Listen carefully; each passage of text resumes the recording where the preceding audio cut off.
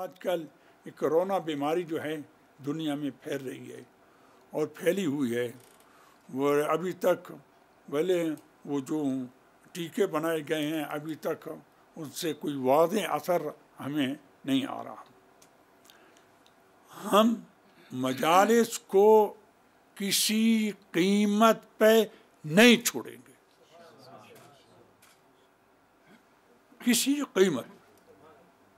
अलबत्ता हुकूमत आपसे कहे पाबंदी लगाए तो आप वो कानून जो बताएं आपको कि एक दूसरे के पहलू में ना हो, इमाम बाड़ों की वसी हरकत वसी में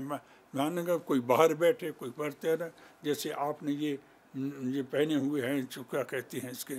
भले इसको पहनाया जाए मोमिनीन को, और दूर दूर एक दूसरे के सामने स्पीकर होते हैं आपके हाथ में, आवाज़ें आपकी दुनिया के हर कोने में भी पहुंच सकती है।